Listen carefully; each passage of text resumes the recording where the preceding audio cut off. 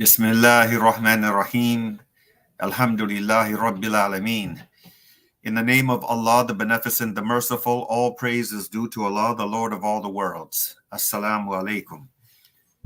We want to welcome our friends in South Africa, the United States, and around the world to this week's edition of A Conversation with El-Hajj Mauri Saalakhan. I'm pleased to be your host, coming to you once again through the Salam Media platform out of Johannesburg, South Africa. Salam Media is an online portal for humanitarian journalism. We don't just report the news, we advise you on what you can do about it. Today's conversation will be centered around the arrogance and entanglements of power. For this conversation, we have a very special guest who is joining us from South Africa. Before she does, however, I want to share a little something that she wrote, followed by 3 pieces of short video relevant to today's conversation.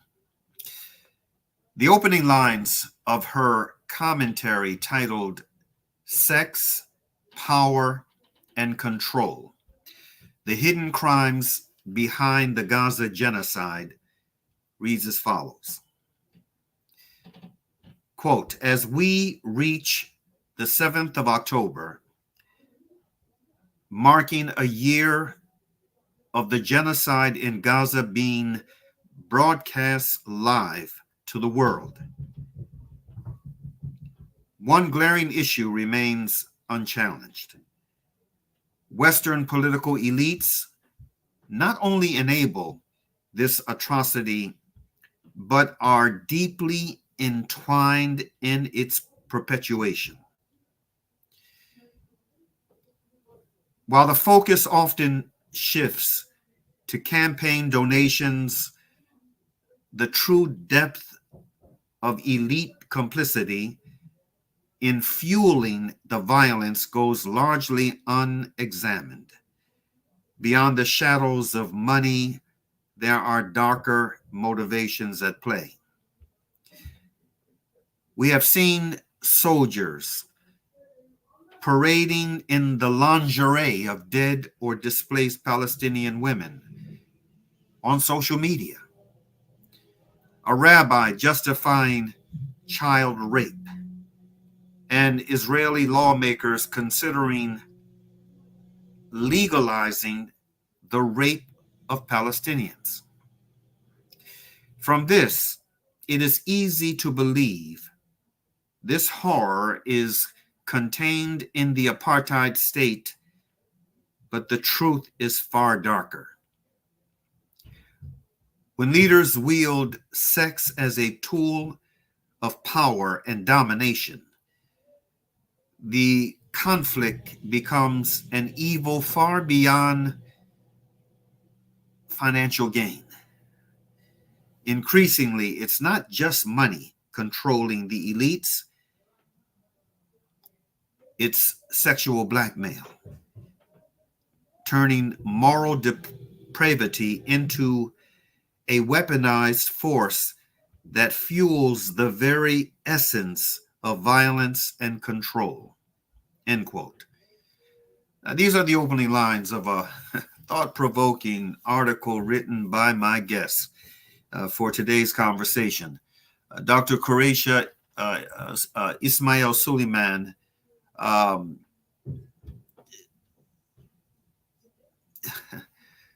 She's a phenomenal sister. I mean, she's a phenomenal intellect, and she's a very committed Muslim and a courageous one at that.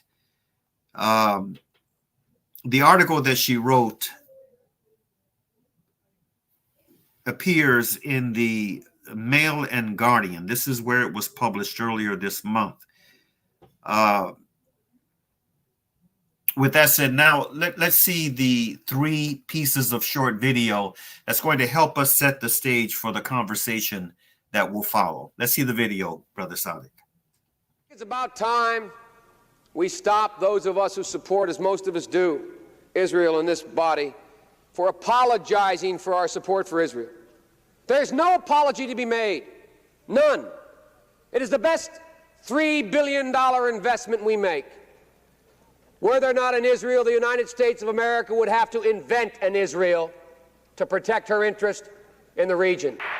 The United States would have to go out and invent an Israel. The second part is people should understand by now, this should be crystal clear, that Israel is the single greatest strength America has in the Middle East. I always say to my friends when they say those things to you, I say, imagine our circumstance in the world were there no Israel.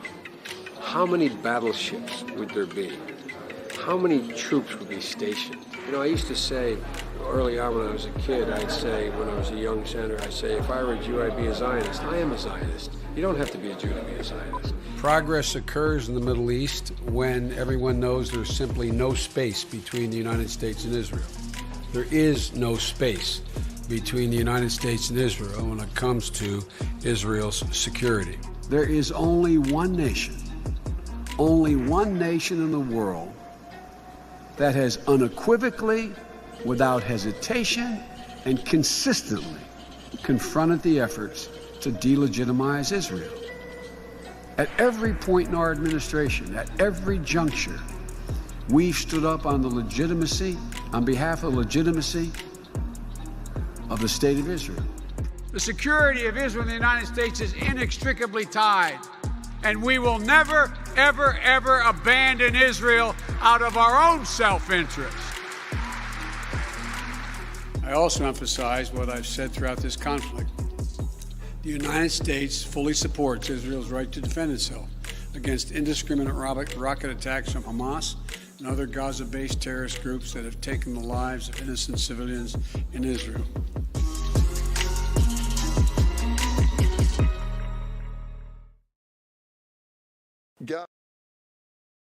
Gaza is the real-world embodiment of hell on earth for its million children, and it is getting worse day by day as we see horrific impact of daily airstrikes and military operations on Palestinian children. Let me try and share what that looks like through one specific child, a 7-year-old girl who I met very recently, Kamar. Okay, during an attack where she was living in Jabalia camp, Kamar was struck in the foot. The only hospital she could be taken to, given the hostilities, was a maternity hospital. That was then under siege for 20 days, by which time the shrapnel in Kamar's foot had turned to an infection. Because this little girl could not be moved, and because the hospital did not have the capacity to deal with the trauma cases that it was faced, doctors had to amputate Kamar's leg. Now, in any vaguely normal situation, this little girl's leg would never have been amputated. Kamar, her mother, and her sister, who was also injured, were then forced to evacuate on foot. And so a 7-year-old girl with a newly amputated leg was pushed from north to south. They now live in a ripped tent surrounded by stagnant water and other families enduring similar tragedies. Kamar is, of course, deeply traumatised. Regular sounds of bombings and raids only add to that, and there are no prosthetics in Gaza. As heartbreaking as it is, it's not unique, and right now it is being repeated. If this level of horror doesn't stir our humanity and drive us to act, whatever will. And our leaders are low-life scum that screw little girls so the Jews can screw America. That's what's happening in this country. I just said it. That's what's going on in this country. And our FBI is corrupt. The Supreme Court is corrupt. The Justice Department is corrupt. The news media is corrupt. The whole country is corrupt. Because we've walked away from Almighty God and we've allowed Kabbalah-practicing Jews to defile the nation. Put that video out. Go ahead and clip this video and send it out. I dare you. You won't do it because you're scared that the truth may get out to the American people. I'm had it up to here with the corruption in this country. Little children being raped for the benefit of Israel. That's all it's about, Doc.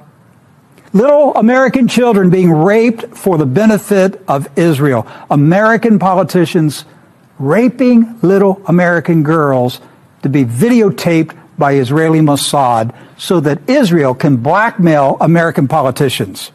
That's the state of America today. God ought to destroy this country for what we've become.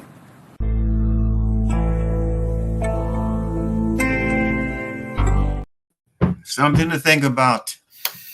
We just saw 3 clips.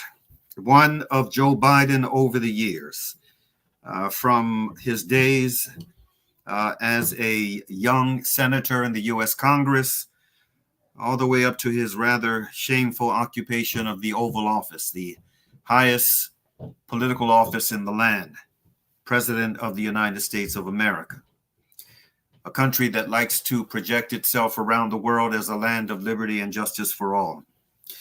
The second video, a medical doctor testifying on the outrageous cases that are coming to his and other medical professional providers' attention out of Gaza, the horrors being visited upon an innocent people, and then lastly, a Christian leader's outrage. He's outraged by what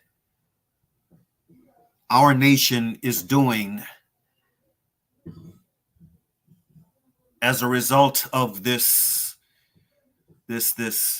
unholy alliance that we have with this state that the U.S. government had a leading hand in creating.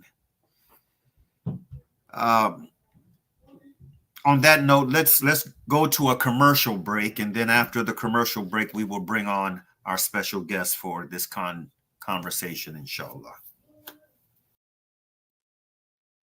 World-class financial services only at Sapphire Global, your financial partner. If you are looking for Islamic Sharia and ethical financial products, look no further. Sapphire Global offers a wide range of financial service offerings from short-term to life and investments. A full-service center with all financial requirements under one brand. Our highly skilled and experienced consultants are ready to help protect your financial future. Contact us on 041 001 0184 or visit our website on www.sapphireglobalfs.com. Sapphire Global is an authorized financial services provider.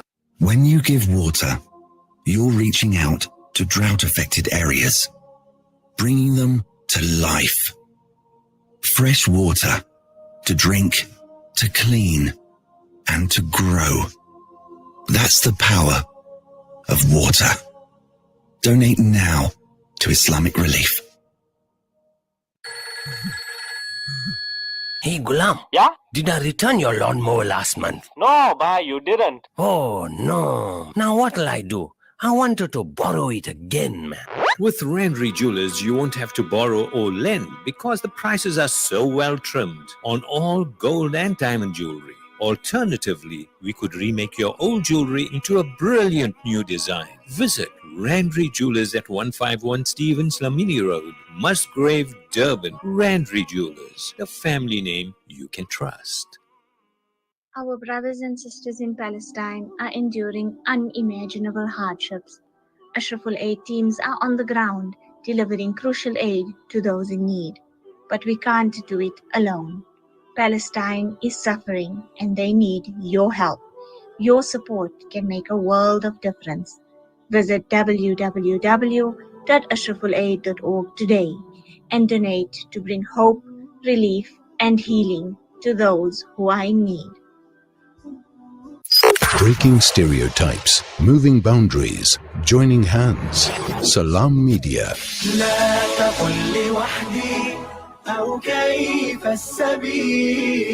Humanity sets the agenda.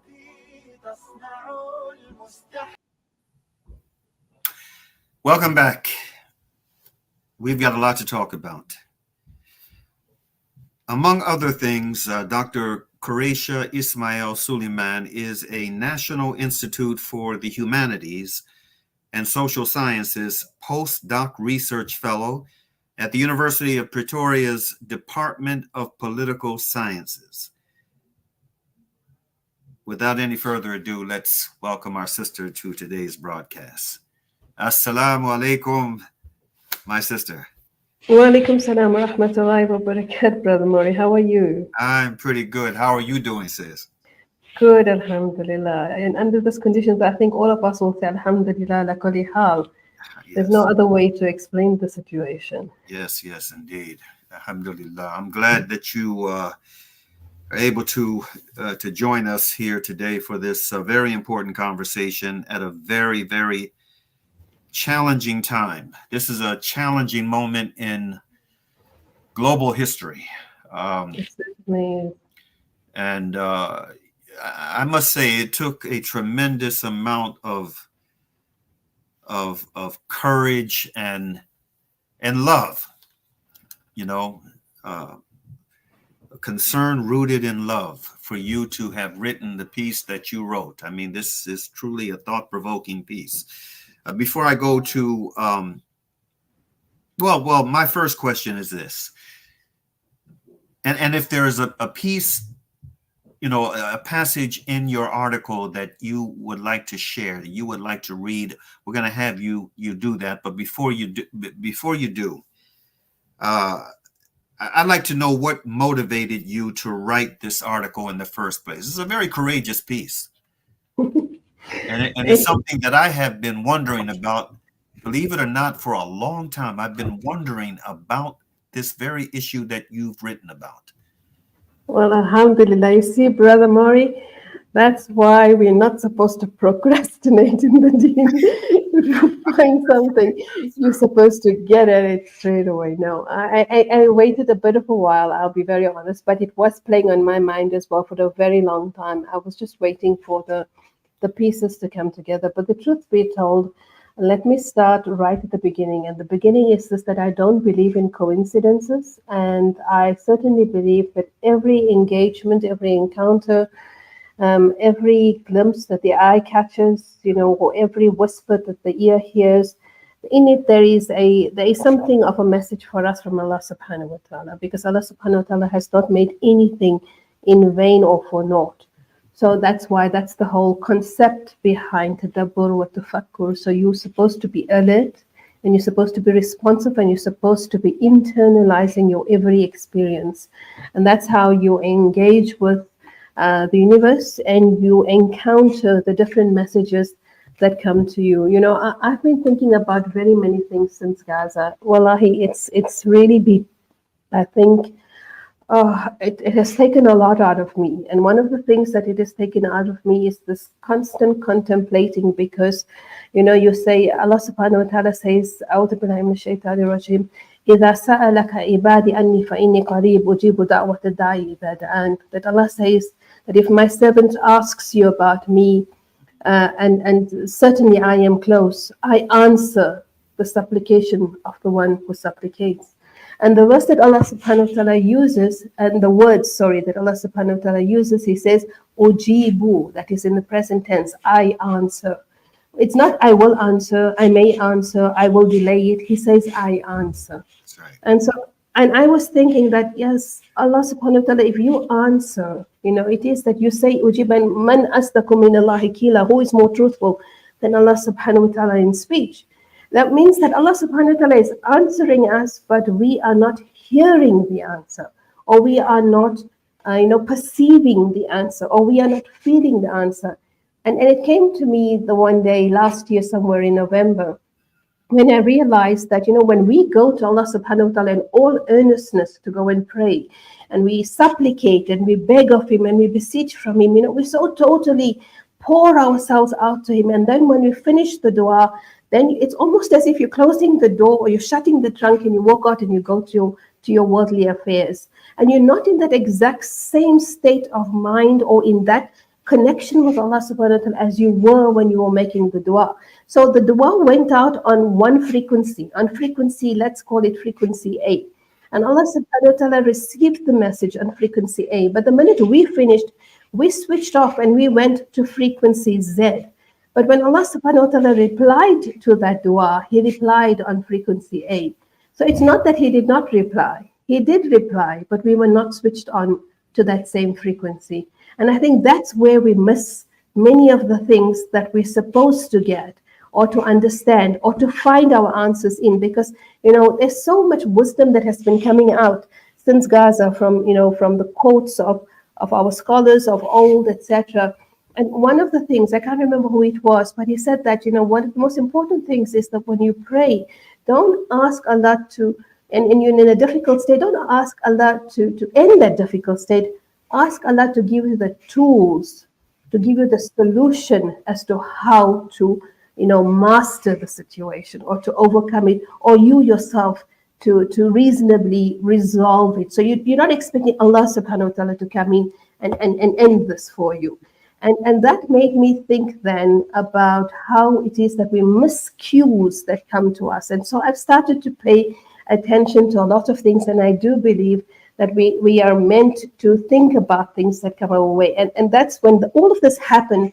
The one day I was sitting and I said, oh my God, I had just finished my undergraduate, and my HOD had called me in and she told me that she wanted me to do my honors, which is a step towards a postgrad in the department. And I met this professor, and guess what? He was a white man from the United States of America.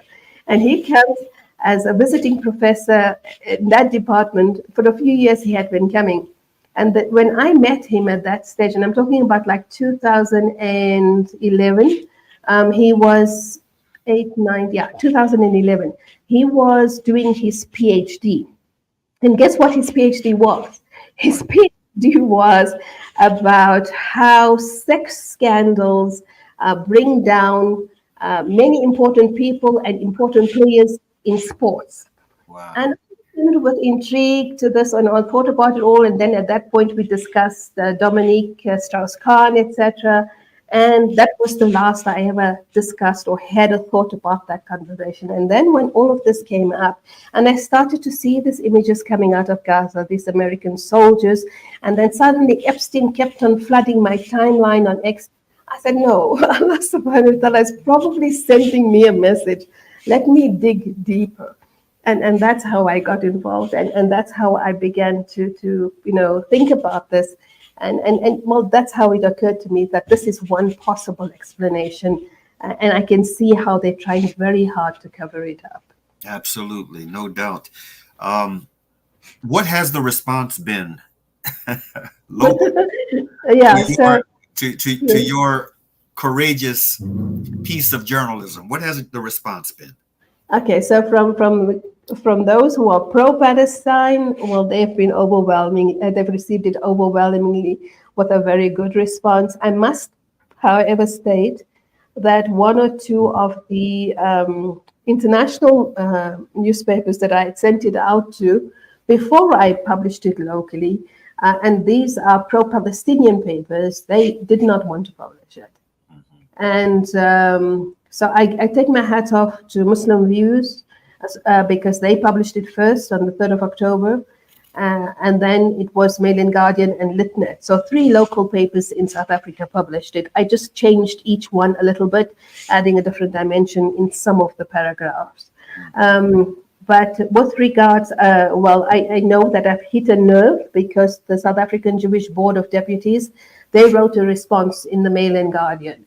The guy's name is Adam Sharnas, and my daughter did some Google check on him, and she said that he basically is a real monster, a troublemaker, and anybody who speaks out against Israel, or who works to criticize Israel in a specific way, to which in this particular article certainly hit a nerve. He threatens them excessively, and he goes all out to attack. So basically, the same tactics the Zionists do all the time. They shoot the messenger because they don't like the message. So they try to find something about you, and they say things about you, etc. And so when he wrote a response to the article, okay, fortunately he couldn't find much about me. So he did try to criticize the article, and he failed hopelessly because there was nothing to criticize. I said, in fact, if any objective person read his response and was watching the news from not from CNN or Fox or Sky or BBC, but more the honest news journalists, then his article actually boosted my argument. I would think so, because you could clearly see, the lies in him, and these guys are so, what shall I say, lying is their second nature. So you pick it up, and I mean, everybody's picked up this now. Anything they do is they just lie. So they make real fools of themselves. Mm-hmm. Before we go any further in this conversation, is there a passage that you would like to share from that piece you wrote? So you read my best part. But the opening, the introduction of the piece. It's a powerful piece. I mean, there's power all throughout it. So I took a little of your thunder away by. Yeah, they say if you want to get people to read your piece, that the opening has to draw them in. Okay, but I will read this part. So, if a political figure can be manipulated by their sexual indiscretions, their loyalty is not just bought, it's owned. Beyond individual examples, these cases reveal a systemic method of control that extends into international political decisions, such as support for and complicity in genocidal actions in Gaza. And I linked that particular paragraph to the whole argument around President Clinton and him in the blue dress, and that portrait of his in the blue dress hanging in Epstein's apartment. And it was actually, I think it was American journalists who were debating this. And they said, that particular message, by putting up the figure, and I mean, if anybody wants, they should actually go and look, because I've got the link there for this particular comment. Go and look at that image of President Clinton, your ex-President Clinton, in a blue dress. And that picture is above, right in the entrance of Epstein's well, the deceased Epstein's apartment. And certainly it sends a very strong message home, and that's exactly it. Is that it's not only that we control you anymore, but we actually own you. And when you own someone, like in slavery, when you owned someone, the repercussions thereof are far, far more severe when you control somebody through just by bribery or financial donations. Indeed. I mean, I don't know if I had heard about the portrait of Clinton in a dress hanging on the wall of Epstein in his New York mansion. If I had heard about this, I had forgotten about it. If I had heard about it, but it's really shocking, and it does send the message: I own you. I own a former president of the United States of America. Exactly, and I mean, if you look at it, I mean, they've basically sealed that list, and they exactly as what they did with 9/11. So they're hiding the truth, and there's so many truths that they are hiding. So one has to ask, why are you hiding the truth? Like, I mean, this is in the public interest. This is information that is in the public interest. So why do they want to seal it, and hide it?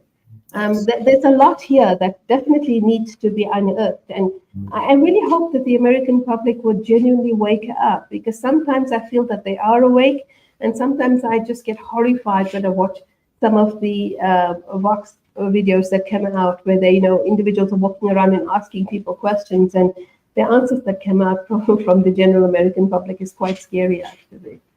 Yes, indeed. You also referenced in your piece the salacious scandal that is now surrounding the hip hop mogul P. Diddy, and a number of his affiliates, and it's something that has really grabbed the attention of a lot of folk who follow, who are immersed in that culture. I mean, every day I turn on my computer or I look on my iPhone and I see, clips and pieces of commentary and just new information that's coming out about that scandal, and some of the little bits and pieces of information of very important people that are connected to it in some way. Yeah, I mean, it's scary because, but what I'm seeing again, Brother Mauri, is that they're slanting this, So, I mean, obviously Musk is controlling X, so he's putting out what he wants to put out. And I don't know who Meta is supporting in terms of the candidate for the elections, but it's obvious that they're trying to do something here. And that's why they're letting this, the Epstein, I think that's why they let the Epstein information leak onto, and quite regularly it filtered into the Meta algorithms. It was not censored, it was not banned, etc., because all of the individuals they linked to that are individuals somehow linked to the Democratic candidates and to the Democratic Party. So if you look at it, it's Clinton, it's Obama, and then there's also Dershowitz, and then there's also many other individuals who you can see that they have some kind of connections with the Democrats. Although Trump it has been known that Trump was a very good friend of Epstein, that he visited many times, etc. But everything that I tried to search on Trump, it seems that he was cleared. There isn't anything or images or etc. to hold him to this.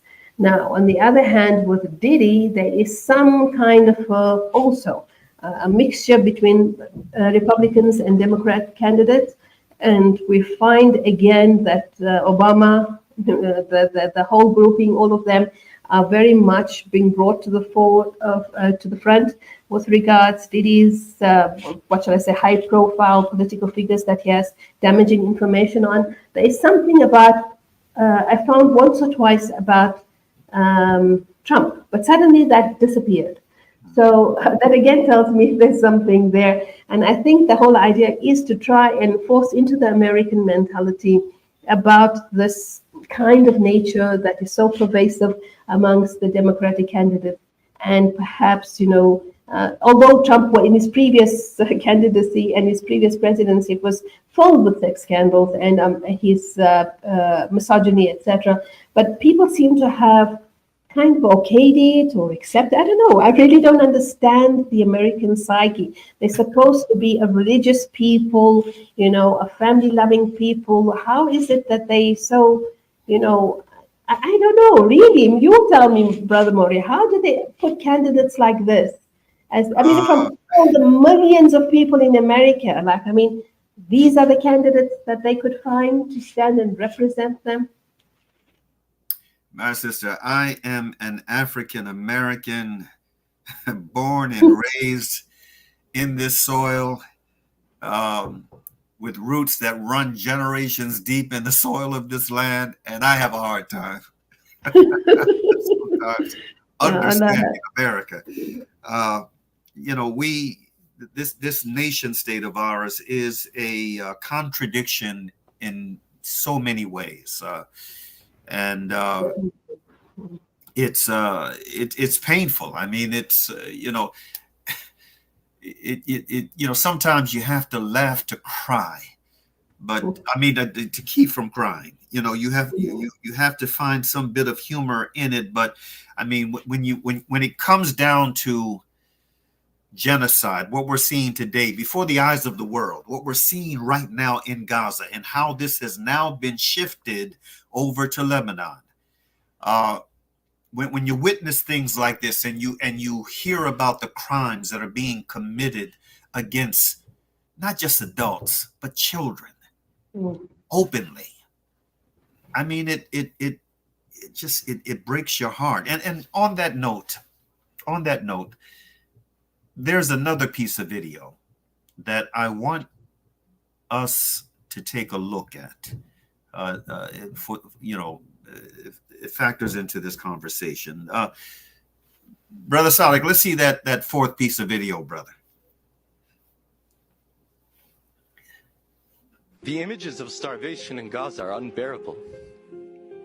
And you're doing nothing. You talk and you talk and you talk and you give us lovely words. How is it that the Human Rights Council is not addressing a situation where we've never seen a civilian population go so hungry and so completely in any time in modern history? We've never seen children pushed into malnutrition so quickly. This is on your watch. Please turn your words into action. We've heard the call for ceasefire. We know what we need is unhindered humanitarian access. You know what needs to be done. Arms embargo. Stop sending weapons and money to Israel. Those countries that are sending weapons are complicit in genocide and starvation. You know this. Second, all those countries that express their support for the people of Palestine and the people in Gaza, many of your countries have economic and political and diplomatic ties with Israel. I commend those countries that have started to break off those diplomatic ties. It's time for sanctions. Real action, real pressure. This is what ended apartheid in South Africa. This is what put pressure on the fascist regime in Portugal. This is the time for action. So those of you with children, when you go home tonight and you look in their eyes, think about what you can do. I understand your constraints, but work within what you have and please keep pushing. If we keep allowing for occupation and we keep allowing for starvation and genocide, we're going to see it more often. Conflict is the main cause of hunger, and I'm seeing food being used more and more and more as a tool of war, and the people that suffer the most are always children. Now, that is a UN rapporteur, speaking about the horrific conditions in occupied Palestine, specifically in Gaza. How our brothers and sisters are not just on the brink of starvation. I mean, they're immersed in a web of starvation as we speak.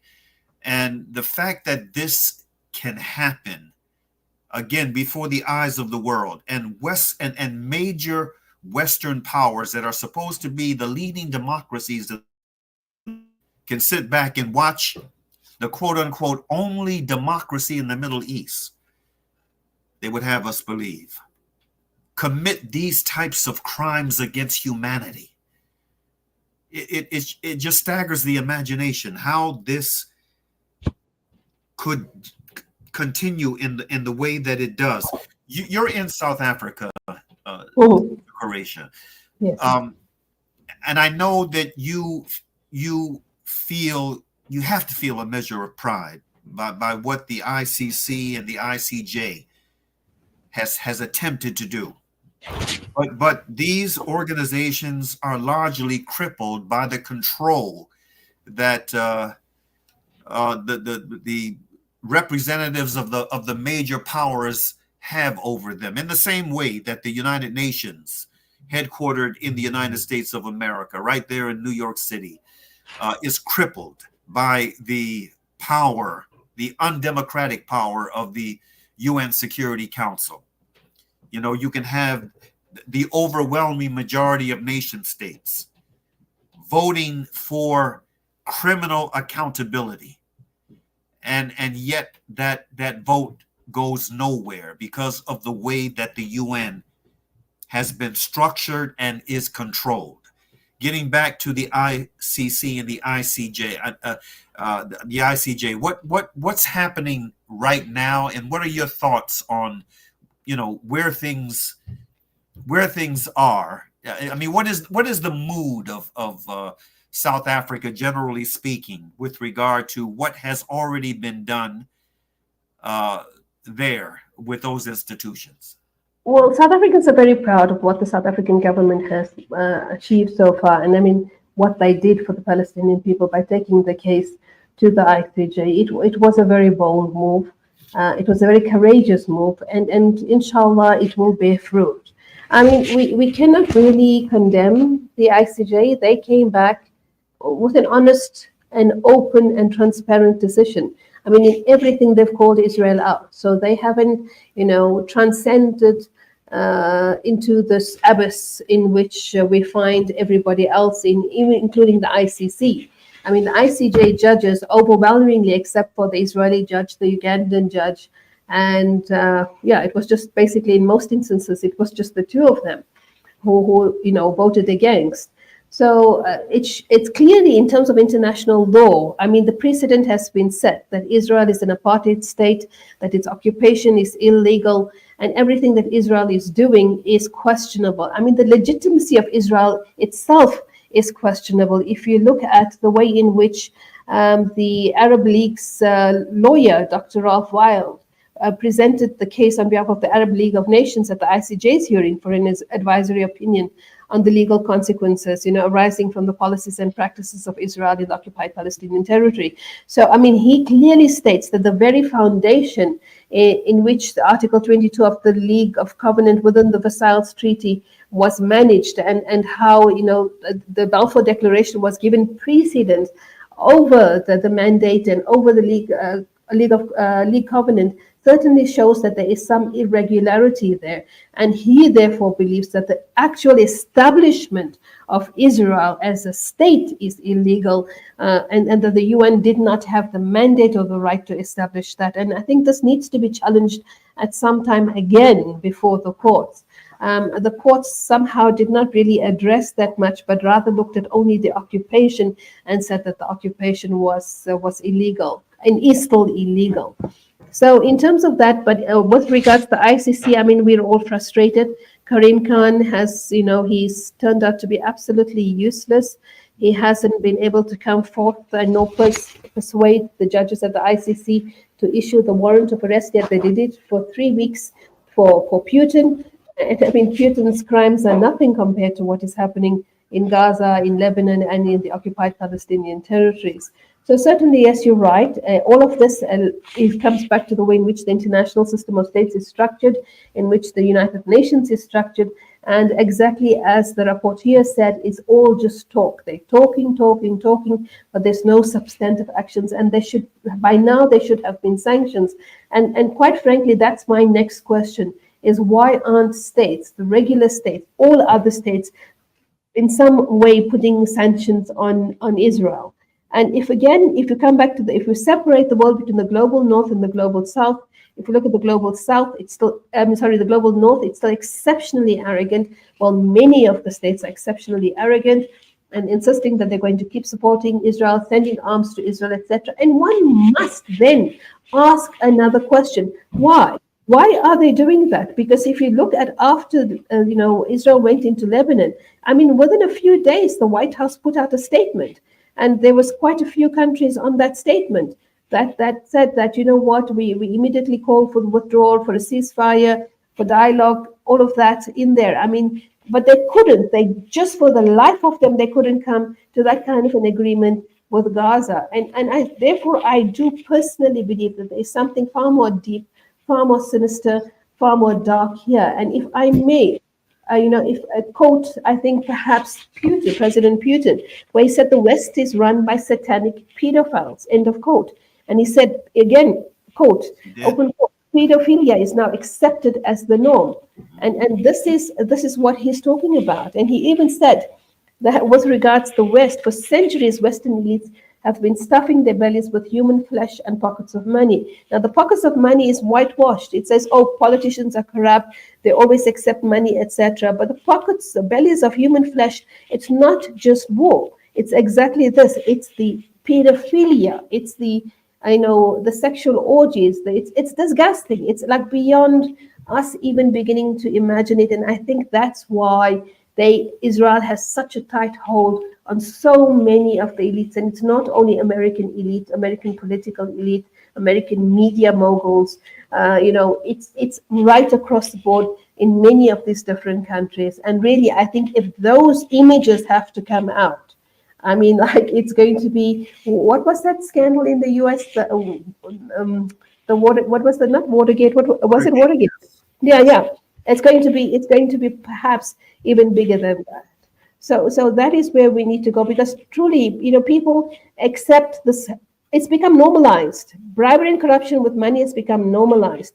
But blackmail in control and ownership through sexual blackmail, weaponizing sex, that still hasn't really hit hard to people. They haven't normalized it.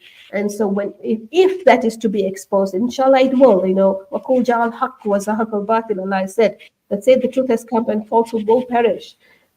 So it will be exposed at some point. I think that then we'll begin to understand, like, how you're seeing these images. It's a forced starvation. The people in Gaza are not just starving; they forcefully starve. That's right. And how can you just like look at that Mullah guy at the U.S. The spokesperson. I mean, I want to vomit every time I see him. That I've stopped listening to him now. But that face of his is probably the most hated face in the whole world at the moment, where he stands there and he just lies. And then finally this week he says that Israel has the right to kill civilians. So that's what I'm saying. Yeah, Allah subhanahu wa ta'ala is taking out these words. He's exposing the malice in their hearts. But more importantly, he will expose, the evil that they have done, that have put them in this place where they simply continue to support a very sick, not even sick, I mean, you're giving them excuse. They're just a very evil people, and that is the Zionists. Yeah. Yes, indeed. One of the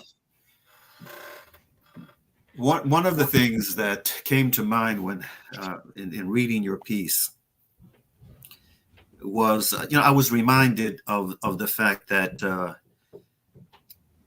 Israel has been known to have a very vibrant nightlife. And you've got Westerners that come from different parts of the world, from Europe and the United States and Canada, They like to go over to Israel and party. And, one can only imagine the kind of scenarios that have played out over the years within Israel's nightlife, with well-situated politicians and others jet setting, from the West over to that apartheid state. And the kind of I know what you're hitting. The kind of things that have been captured on tape, on video, yeah. Unbeknownst to them. Getting back to the heart and substance of your piece. There's no doubt in my mind that there has been a tremendous amount of extortion taking place. A lot of one of the things you referenced in your piece that I thought was so insightful was when you noted how when Benjamin Netanyahu was invited, despite the fact that he is a criminal. I mean, he is someone who has been formally accused of crimes, and yet still he was invited to the U.S. to speak in the hallowed halls of the U.S. Congress, and you referenced, the number of ovations he received, but from people, politicians with a rather hollow look in their eyes. Share that, your perspective on that.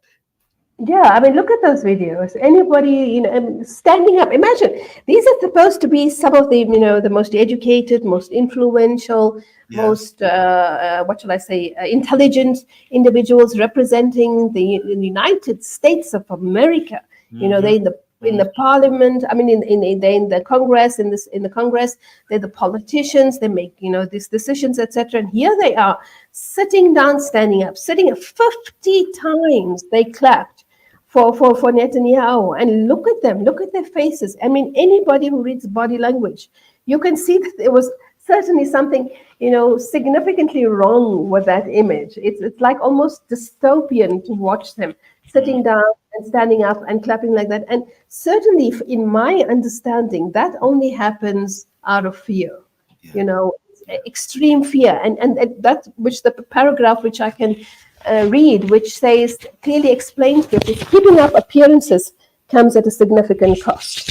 And it certainly comes back to what you were saying, particularly when one's innocence might be overshadowed by the circumstances. And when I say overshadowed by the circumstances and how it's framed by the lens of perception, basically what I'm saying is how it's even framed by the camera lens. So you can be, completely innocent, but what the camera captures and what is then, and the manipulation behind that particular image can effectively destroy an individual, because what the eye sees through that particular image is far greater than how you can refute it. So this is what has happened. All of these people, so eager to be with the rich, to identify with the wealthy, all of that blitz and zing and bling, etc. It's now coming back to claim them, literally controlling them, taking ownership of their very being, their soul. It's like this. I think this is a perfect example of selling your soul to the devil. That's what they've done. A sister as knowledgeable and as astute as you are in terms of your critical thinking and your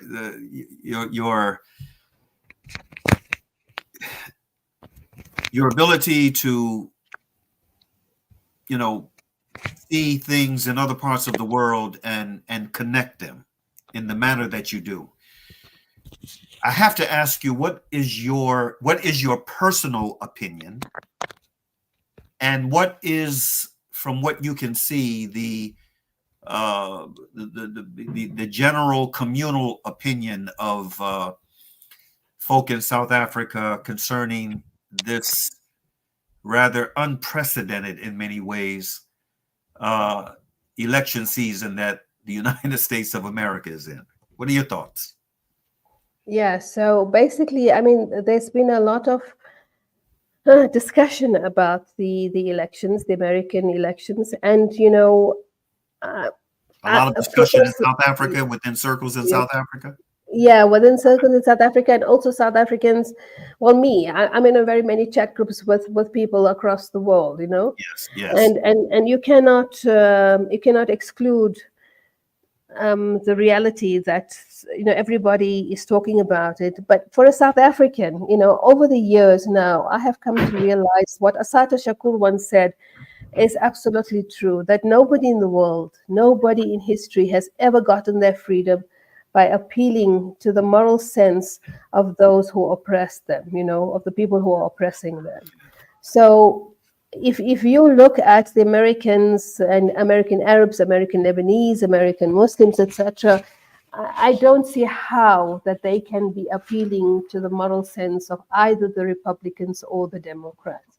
And really speaking, there are very many questions that they should be asking. Quite frankly, if you feel that you're going to vote for a third party and that is going to give a vote to Trump, then in my opinion, rather just don't vote. But in all good conscience, there is no way that you can vote for either the Democrats or the Republicans, because quite frankly, they're both the same. It's just two flip sides of the coin, and there is no difference there. So many people who I have spoken to right across the board, everybody seems to be aligned on that particular thing. However, a significant amount of people are saying there are alternatives, and it's time to break the system. And the time to break the system, or to simply register the fact that what you're seeing and what you're feeling and what you believe is absolutely wrong, is to then vote for a third party. So that's how they feel, and that's the discussions that they are having. I see that there's a lot of prominent American Muslims have endorsed a third party as well, and are calling on Muslims right across to endorse or to vote for the third party. If I just go back again to that quote of Assata Shakur, I personally believe that we can give our vote. Your voice is fading out. Oh, sorry, I said I don't believe there's any way that Muslims can give their vote to either party. So that's it. And if I look at it, as these guys do damage right across the world, across the global south. In South Africa, for instance, if you're linking the whole sex issue, there was a South African ex-professor, and he was, also in a sex scandal. So also is somebody with something behind him related to sex. And he tried to front a conference here in South Africa on constitutional hero on top of it.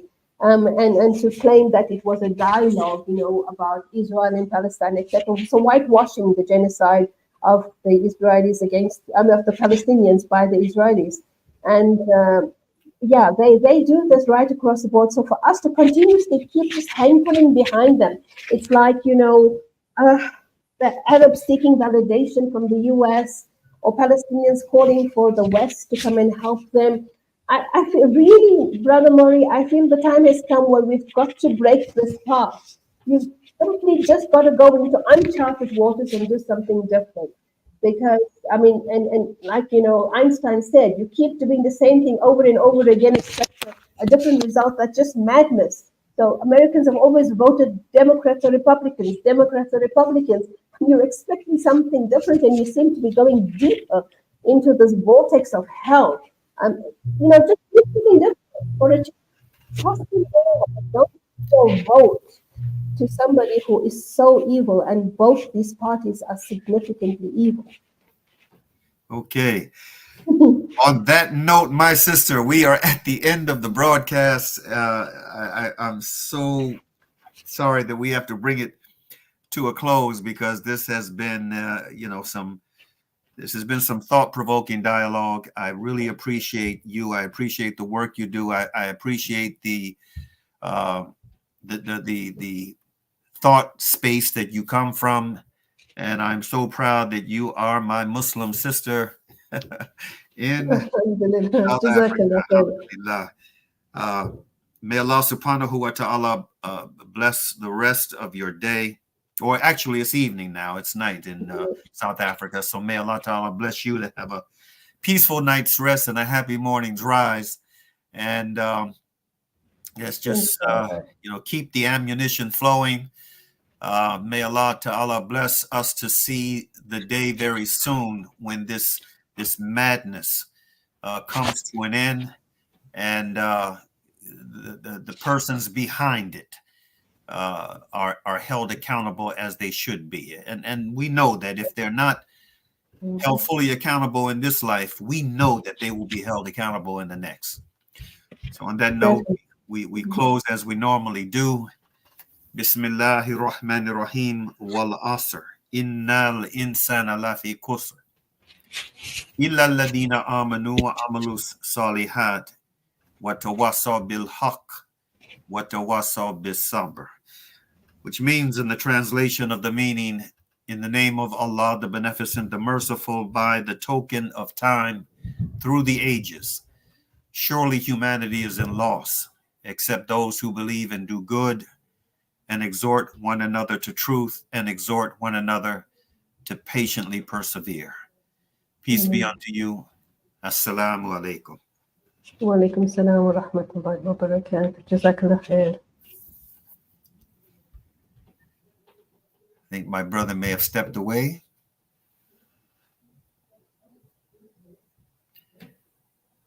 He may have stepped away from the council. You have any final thought you'd like to share? No, inshallah, just that we need to continue making dua, and we must significantly hold steadfast to the Quran, because it is the greatest weapon that we have. Unfortunately, it is the weapon we have, but we don't know how to use it, and that is our greatest weakness. It's Allah subhanahu wa ta'ala is telling you, I've given you something, use it, but we don't know how to use it, and that's why we're failing. Indeed. May Allah ta'ala bless us. I just sent out a piece of very, very short commentary, and this was directed to my brothers and sisters in Islam. Have faith in your faith.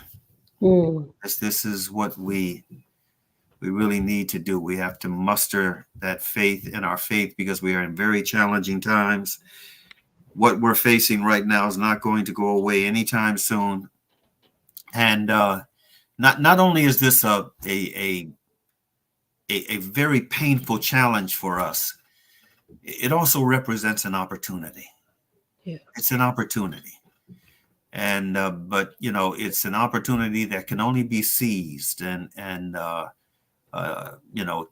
positively taken advantage of by those who are aware of the opportunity that is intrinsic within this challenge. And we've just got to become more aware of this. People are, one of the things that's happening is that, Islam and what Islam represents is getting a lot more attention.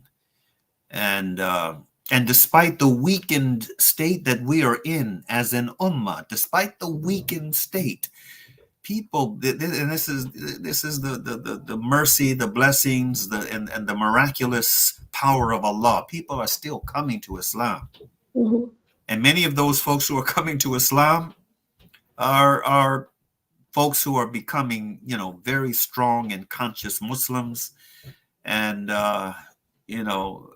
it's a manifestation of the power and the majesty and the divine mystery of Allah subhanahu wa ta'ala. Certainly, and it's a reaffirmation to us that what we have is something that is so powerful, despite our own weaknesses and faults. People can see the beauty of the deen, and they can see the nur of Allah subhanahu wa ta'ala. So, we really need to get our acts together. If anything, this is a jihad from our side. Yes, it is. Yes, it is. It is a jihad. May Allah subhanahu wa ta'ala bless us to recognize the opportunity implicit in this jihad. Yeah. Now, as my brother is back, he can, at his counsel, he can shut this down now. If not, we're going to continue conversation. Jazakallah khair, Brother Mauri. It's always a pleasure to talk to you. Yeah, same here, sis. All right, Brother Sadiq, are you back? Are you back at your console? Can you bring us out? If not, okay, we're going to continue. We are going to continue. This is the qadr of Allah. It is Allah's will that our conversation goes on a bit more today. And I think we did actually start maybe a few minutes late, but is there anything else you'd like to say about the response to the issues? No, and better yet, you just gave a piece of advice to Muslims globally, those who see this broadcast. What about a piece of advice, given what you had to the observation you made about this political season we're in? What piece of advice would you like to specifically give to Muslims in the United States? Oh, I would like to say first is that you need to basically consolidate yourselves. Strangely enough, we've never heard much about the American Muslims and their unity, perhaps, or how it is that they organize themselves. We seem to know a lot more about Muslims in Europe and Muslims in the UK.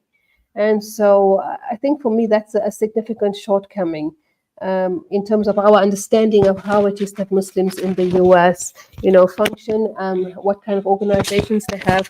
And what I find mind-boggling initially also was the fact that there are so many powerful Muslim influences in the US. Mm-hmm. And it has taken so long to hear their voices coming together. So not just one speaking there, one speaking here, one speaking there, but for them to consolidate themselves, to come together and say, you know what, we need to strategize, like how the UK Muslims did with the Muslim vote just before their election.